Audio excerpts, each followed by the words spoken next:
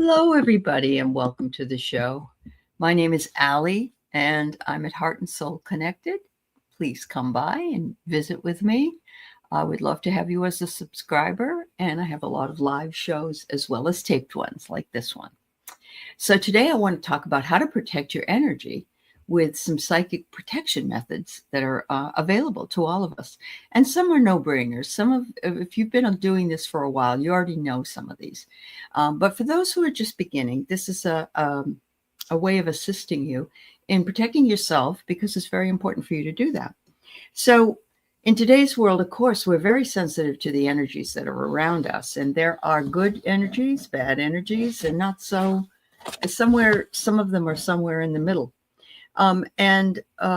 Many of us feel that when someone's vibes are off, or when a place feels really heavy, we start to feel uncomfortable if we haven't protected ourselves from such things.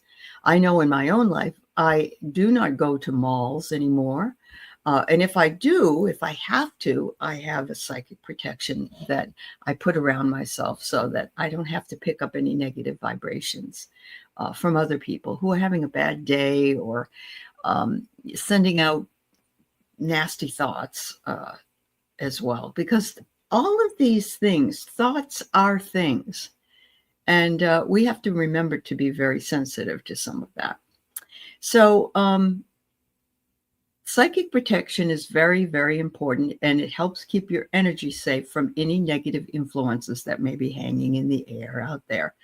So there are people who can drain your energy, and many of us call them energy vampires. I don't even know if they realize that that's what they're doing. You leave a conversation feeling exhausted, or even worse, you start to feel like you're carrying their problems on top of your own. It's like they're sucking the life out of you in some ways, leaving you feeling drained, tired, empty. This can happen with energy vampires, but also with negative environments or even certain social situations. I know that there are a lot of people who have, let's say, gone to some sites that were from history that still hold some of those negative things. And if they aren't protected as well, there's a feeling of pushing down, depression, movement. So energy vampires are people who feed off other people's energy to recharge their own energy. They're not working on raising their vibration.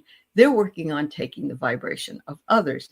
They might not even know they're doing it. Like I say, it's not a conscious thing always. It is more like that, you are the one that's feeling it. And then, when you go see them, that seems to be the continuing theme of what's going on. You can feel depleted, and you can feel affected by this, much like crowded and noisy space makes you feel anxious or uncomfortable. And there are social situations where you have to engage in small talk with people you don't really connect with. All these things also can drain your energy. We have to be polite. We don't, isn't the weather beautiful? I mean, there's things that we say to each other because we don't really connect with somebody, and there's really nothing more that we can find that might be interesting or achievable even to talk about. So when your energy is drained, it affects more than just your mood. It can affect your health. It can affect your relationships, even your spiritual practices. That's why it's crucial to learn how to protect yourself. And so the first method is to shield yourself from this negative energy using visualization techniques. Close your eyes and imagine a bright white light is surrounding you. And I recommend you actually do this when you go somewhere. Get in your car. Also put the white light around your car to protect you as you travel. This simple practice can help block negative vibrations. The second method involves wearing crystals like this or black tourmaline. You can carry stones. You can carry crystals, little crystals with you. A beautiful piece of labradorite. kind of big to carry with you. But you get the information, you get the gist. And what you might want to do is have dark stones, because those ground you, those keep you grounded, and you protect yourself from what might be surrounding you. The third method is setting clear boundaries. Ooh, that's a hard thing to do for a lot of people. If you know someone who tends to drain your energy, you might have to establish limits on how much time you spend with them, or in how much time you're willing to engage in whatever problem that they might bring to you. This is extremely draining. And there are people who don't want advice really, even when they ask for it. And it's very draining for you, because they come to you and they ask you, and then the minute you bring up anything, they deflect whatever it is you're saying. They don't even take it into consideration. So it's important to be willing to set that boundary and say, gee, today I'd like to not talk about anything really negative. Let's talk about positivity today. Or just, some people don't even get it. So you're just going to have to say, well, if I go there, I'm going to put like a steel armor over me and let it wash across the top. The other thing is, you can use protective symbols or sigils, which are powerful drawings to keep energy at bay. You can draw them on your palms. You can create a sigil on your phone, and that's an SIGIL. We have all kinds of symbols that are out there. We have symbols, the peace sign. We have symbols, the heart. Anything that you develop for yourself and your protection is important to you. So it doesn't have to be cut from the cloth of what everybody else is doing. Smudging is another wonderful way of protecting yourself. And smudging comes in bundles. You can get bundles of sweetgrass. I have a beautiful sweetgrass that I can light. You can also use incense.